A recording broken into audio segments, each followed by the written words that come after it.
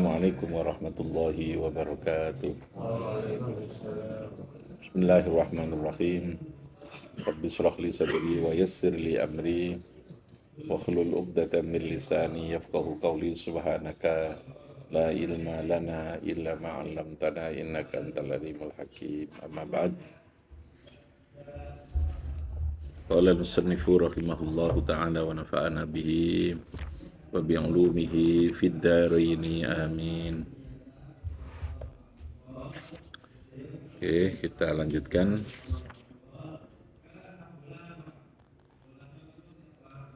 Ngaji fikih. Ini kita sedang bahas tentang sholat berjamaah, sholatul jamaah. Masuk pada pembahasan a'dzaru tarkil jum'ati wal jamaah. Ada beberapa alasan yang ditoleransi seseorang untuk tidak sholat berjamaah atau bahkan tidak melakukan sholat Jumat. Yang itu lalu disebut dengan rukhsah. Ada saya jelaskan, ada azimah, ada namanya rukhsah. Azimah itu hukum dalam standar yang asal, yang belum terkait dengan situasi, kondisi tertentu yang bersifat kasuistik. Pada dasarnya bangkai, hukum azimahnya, bangkai itu hukumnya apa? Haram. Tapi dalam kondisi tertentu bagi seseorang, namanya kasuistik ya. Kondisional, kasuistik, dan sangat terbatas, itu boleh orang makan bangkai. Tapi hukum keharamannya tetap melekat. Paham ya? Haram tapi dibolehkan. Nah, itu dalam hukum begitu ya. Itu namanya rukhsah. Itu namanya apa? Rukhsah. Sehingga ketika kondisi normal lagi, maka kembali pada hukum asal, menjadi haram lagi gitu. Menjadi apa? Haram lagi. Jadi status haramnya bangkai itu tetap, tapi bagi dia dibolehkan, gampangannya begitu. Tapi status aslinya tetap haram gitu ya. Tapi bagi kamu yang dalam kondisi yang terpaksa, dalam kondisi yang namanya darurat, itu dibolehkan untuk memakan bangkai itu. Tapi ketika nanti situasi orang yang diberi rukhsah ini sudah normal, kembali seperti standar yang lain, ya kembali kepada hukum pertama, hukum azimah. Menjadi apa? Menjadi haram lagi. Ukurannya apa? Ya ukuran-ukuran yang berlaku pada standar kehidupan untuk normal itu. Kalau dia tidak makan bangkai itu, dia nanti terancam potensi matinya itu besar, gitu ya. Potensi mati itu besar. Bahasa fikihnya namanya saddur rumqi gitu ya. Mempertahankan terhadap nyawa gitu. Ketika dia sudah makan lalu wis ketok urip maneh, wis mulai dia sehat, bisa mencari yang lain, yang benar, ya nggak boleh diteruskan ini. Wah enak ya. Ayam goreng meskipun bangkai gitu ya. Menjadi haram, paham ya? Dia tidak boleh lagi makan itu. Sesuai pada tingkat kebutuhan keterpaksaannya tadi ini. Ketika sudah kondisi ikhtiar, lawannya terpaksa itu namanya ikhtiar. Ketika kondisi sudah bisa memilih lagi, maka posisi daruratnya sudah hilang, maka dia kembali ke hukum asal. Maka lalu muncul kaidah dalam kaidah hukum itu. Idza dhaqa al-amru ittasa. Ini kaidah hukum, namanya kaidah fikih ya. Kalau sesuatu itu dalam kondisi yang doko itu kondisi yang kepepet, yang terpaksa, hukum itu akan menjadi longgar. Ya tadi itu, yang tidak boleh bisa menjadi boleh. Gitu ya. Tapi ketika kondisi sudah normal, wa idzat tasa'a, dibalik. Kalau kondisi sudah kondisi normal, sudah ikhtiar, doko, maka hukum itu kembali kepada sempit lagi, menjadi hukum yang tidak boleh lagi sakarepe, saenake gitu. Itu kaidah hukumnya begitu sesungguhnya. Itu berlaku untuk semua kasus. Jadi nek kepeksa ora apa-apa lah itu diminum. Paham ya? Ketika dalam kondisi terpaksa. Sehingga lalu orang harus mempertimbangkan tingkat efek keterpaksaan itu seberapa gitu. Contoh, orang mengucapkan kalimatul kufri itu jelas tidak boleh menjadi kufur ya. Dalam kondisi normal jelas itu menjadi kufur. Tapi dalam kondisi dia dalam ancaman yang bisa mengancam jiwanya, menyingkap nyawanya, lebih baik dia ngomong itu. Suruh ngomong sesuatu yang menjadikan kufur, omong saja tidak apa-apa. Tapi artinya wa qalbuhu mutmainnun illa man ukriha wa qalbuhu mutmainnun bil iman. Kecuali orang ketika mengucapkan sesuatu yang menjadikan kufur itu, hatinya tetap dalam keadaan mutmainnun bil iman. Mantap dengan keyakinan, meskipun lesannya mengucapkan sesuatu yang menjadikan kufur. Tapi karena ini dalam ancaman, ilah dikecualikan, tidak apa-apa kalau itu. Itulah ya. Karena terpaksa. Tapi nanti ketika ancaman sudah tidak ada, ya kembali lagi harus. Itu tidak boleh lagi, sudah. Gitu ya. Tidak boleh lagi. Nah, itu kaidah hukumnya begitu. Idza dhaqa al-amru ittasa'a. Kalau sesuatu itu menyempit, dalam kondisi yang kita kesulitan, maka hukum itu aturan menjadi luas. Tapi ketika dalam kondisi sudah normalitas itu berarti sudah kondisi apa? Normal, maka doko hukum menjadi kembali menyempit lagi. Itu kaidah hukumnya itu. Kaidah fikihnya. Oke ya. Nah, dalam hal sholat berjamaah juga begitu. Pada dasarnya itu berarti hukum asal ya. Berjamaah itu adalah sangat dianjurkan, bahkan disebut sebagai fardu kifayah. Tapi dalam kondisi-kondisi tertentu, justru orang malah tidak baik sholat berjamaah. Atau tidak dianjurkan untuk berjamaah. Gitu loh ya. Kondisi-kondisi tertentu itu namanya a'dzar. Apa namanya? A'dzar. Alasan. Oke, yang pertama, watilkal akhwalu ba'duha udhrun amun kal matari warrih wa ma'adaha khosun. Oke, kapan orang ditoleransi tidak berjamaah? Orang berjamaah tapi dapat pahalanya berjamaah kemarin ya. Dalam kondisi di mana ada alasan kita terpaksa tidak bisa melakukan sesuatu yang kita sudah biasa melakukan, maka dalam kondisi tidak melakukan itu wis itu ganjaran. Itu maha murahnya Allah itu, sifat rahman rahimnya Allah itu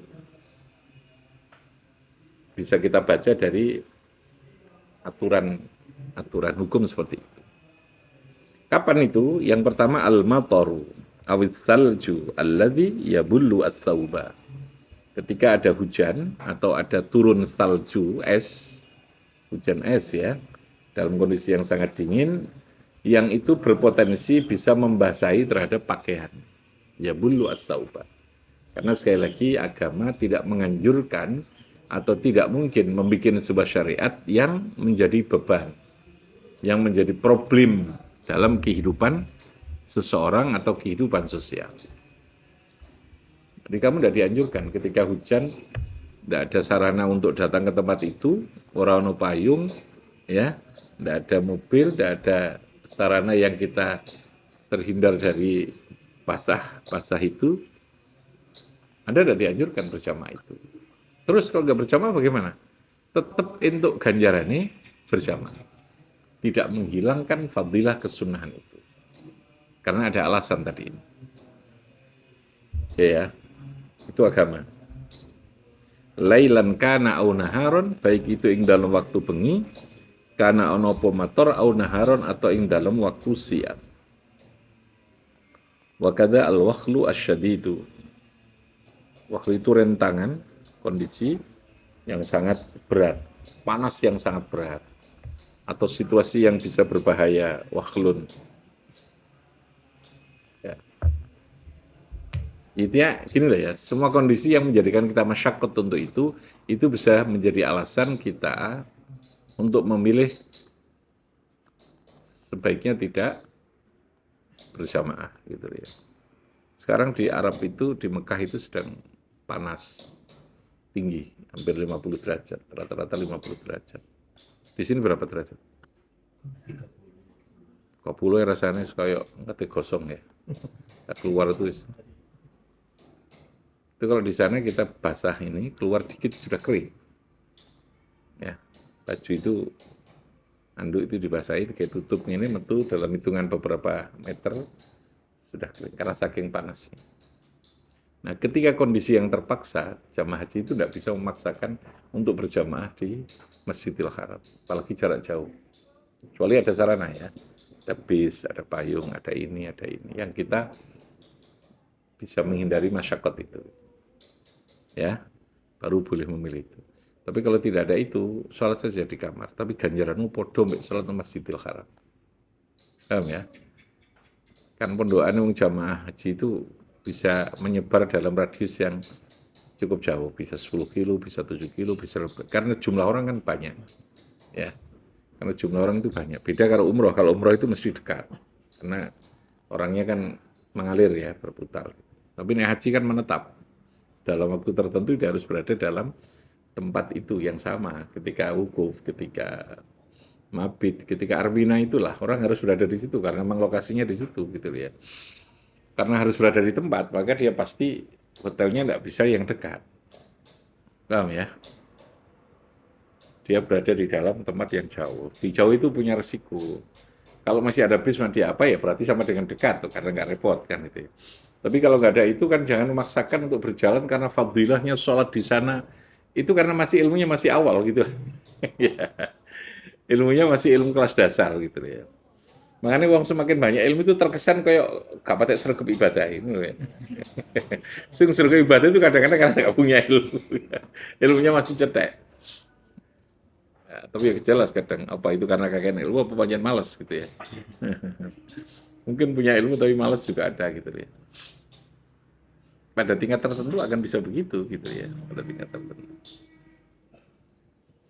Ya kalau ngerti itu kan tidak usah maksakan. Kalau terjadi situasi yang justru malah buruk, kayak naik budal kok iso loro, bisa sakit, bisa ini, gitu loh ya.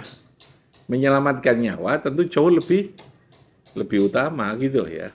Jangan mengejar fadilah. Nah, kesalahan kita seringkali kita memberikan pemahaman orang-orang yang mau haji itu hanya pada tingkat pemahaman yang awal tadi itu, keutamaan tanpa memberikan spelling bahwa ada satu pilihan ketika kondisi terpaksa, itu kadang jarang.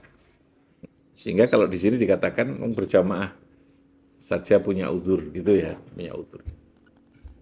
Ya kalau ngajinya baru fadilah ya pasti itu. Makso itu, aiso gitu ya, makso itu. Oke. Fala yu'adzaru maka tidak dianggap ada uzur apa bil khafifi dengan hujan yang ringan yang kita tidak sampai kesulitan itu. Wala bisyadidi illa idza kana yamshi fi madhallatin. Tidak ada lagi sesuatu yang berat kalau kita memang punya sarana tadi itu ya. Ya mau panas tapi ono bis kan adem. Berarti sudah ada kilat.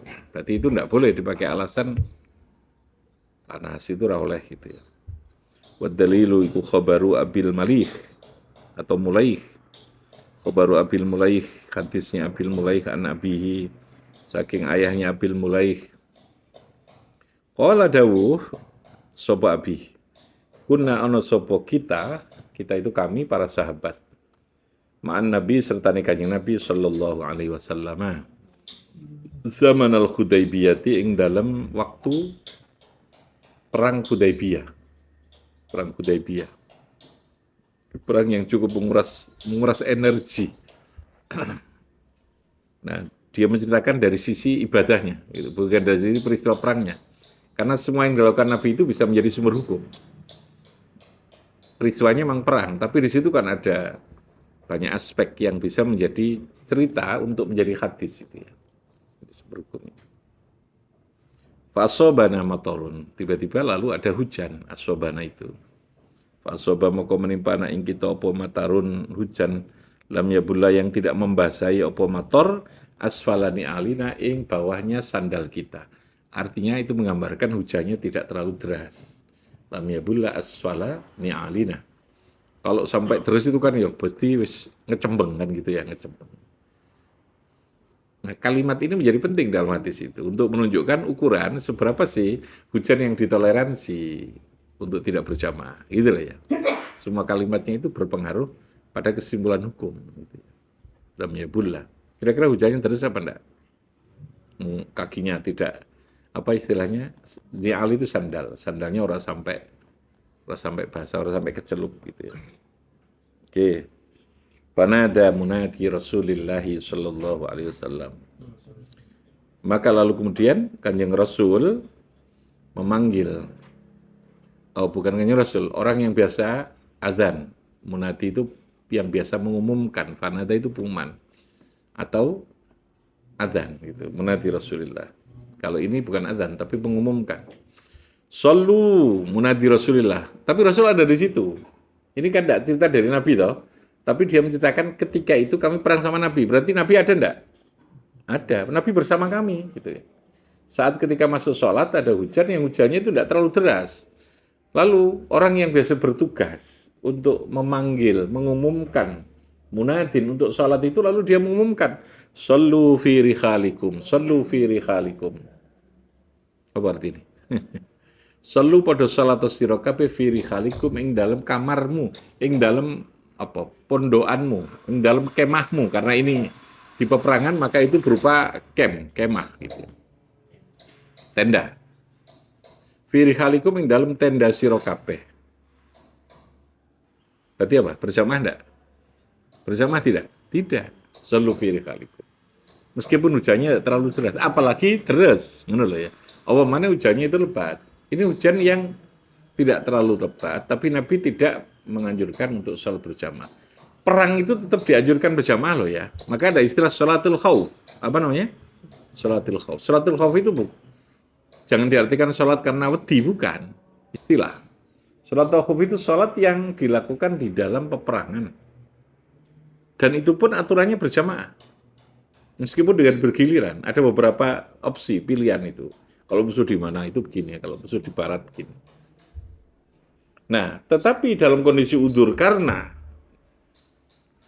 terjadinya hujan yang secara apa istilahnya, kondisi itu tidak memungkinkan seseorang untuk keluar berjamaah bersama-sama, Nabi menganjurkannya apa? Sallu fi rikhalikum. Apa? Sallu fi rikhalikum. Salatlah kamu semua di tempat tenda-tenda kamu semua. Rikhal itu ya tenda itu tadi ya. Berarti kan tidak berjamaah secara bareng-bareng. Yang menurut jamaah terbatas itu. Wa mislu dzalika taqtiru suqufil aswaq allati fi tariqihi ilal jamaati. Nah, itu. Dan sama dengan kasus itu ya, semua jenis hujan yang bisa mengganggu atau bisa menjadikan kita kesulitan untuk datang ke tempat masjid. Dan kita bayangkan dulu masjid itu kan jaraknya jauh juga. Gitu ya. Tempat untuk berjamaah itu agak jauh. Sehingga itu menjadi pertimbangan untuk mengambil keputusan hukum saat ini. Kalau saat ini kan masjid ada di mana-mana dekat. Ada sarana ini, ada sarana ini, dan seterusnya. Oke ya, itu alasan yang pertama, orang untuk boleh tidak berjamaah, dan ketika dia tidak berjamaah tetap ini ya tidak menghilangkan pada fadilah keutamaan yang harus dia peroleh tadi. Ya, kalau kemarin dikatakan dan itu tidak menghilangkan terhadap yang sunnah, ya tetap dapat kesunahan. Ganjaran sing wajib berjamaah kayak dalam sholat Jumat ya tetap mendapatkan fadilahnya kewajiban. Oke, yang kedua, syiddatur rih al-asib bilail. Jadi angin yang terlalu kuat. Syiddatur rih al-asib bilail. Di hadis Ibnu Umar, udzina bis salati fi lailati dzati bardin wa matarin. Gitu ya. Udzina diberikan izin apa bis salati kan salat fi lailatin dzati bardin, ing dalam malam yang sangat dingin. Wa matarin, dan adanya hujan. Faqala maka dawuh sapa Ibnu Umar, ala sallu fir rihal. Ini ya. Ini Ibnu Umar. Ibnu Umar itu Abdullah bin Umar. Anaknya Sayyidina Umar. Ini banyak hadis yang diriwayatkan oleh Abdullah bin Umar. Ala ingatlah. Ala itu ya kayak buman itu. Tolong perhatikan. Nah, itu ala. Tolong diperhatikan. Sallu fi rihalikum. Karena situasinya tidak bagus, cuaca udara, banyak angin yang bisa beresiko, sallu fi rikhalikum. Jadi ya pengumumannya itu. Summa qala mukoni dawuh sapa Nabi inna Rasulullah sallallahu alaihi wasallam karena ana sapa rasulku ya'muru al-muadzina idza kanat lailata dzati baratin wa matarin. Muadzin ketika ada situasi itu bukan disuruh adzan tapi suruh mengumumkan. Ala sallu fi rihalikum, ala sallu fi rihalikum. Nah ini berarti hadis ini menjadi marfu. Ya, kalau tadi kan ceritanya dari Abdullah bin Umar saja. Tapi lalu Abdul Quran meyakinkan bahwa Nabi dulu ketika kondisi kayak begini ini memerintahkan pada yang biasa azan untuk membuat pengumuman ini. Ala sallu fi rikhalikum. Pengumuman, perhatian, ala sallu fi rikhalikum. Nah, itu ya. Berarti hadis ini namanya marfu. Apa namanya? Marfu. Hadis yang sampai kepada Nabi. Li'azmil masyaqqati fihi, karena besarnya masyaqqat fihi di dalam syiddatur rih. Wa mislu dzalika az-zalzalah, ada gempa. Ya. Was-sumum. Sumum itu udara yang sangat panas. Was-sumum. Hiya rihun harratun. Sumum adalah apa? Cuaca yang sangat ekstrim, yang sangat panas. Ya kayak sekarang ini di Mekah. Oke, itu uzur, ya, dua alasan yang sudah kita baca tadi, yang orang boleh tidak ditoleransi, tidak melakukan, dan sebaiknya tidak melakukan sholat apa? Berjamaah, karena alasan-alasan yang tadi dikatakan. Intinya alasan itu menimbulkan masyaqqat, tetapi tetap dianggap mendapatkan fadilahnya berjamaah. Itu maha bijaksananya Allah itu. Sehingga orang perlu makso, gitu ya. Tuhan tidak segitunya gampangnya. Allah itu tidak segitunya memaksa kita untuk melakukan sesuatu yang kita punya resiko. Punya resiko. Rabbi fanfa'na bi barakatihim wahdinal husna bi hurmatihim wa amitna fi tariqatihim. Assalamualaikum warahmatullahi wabarakatuh.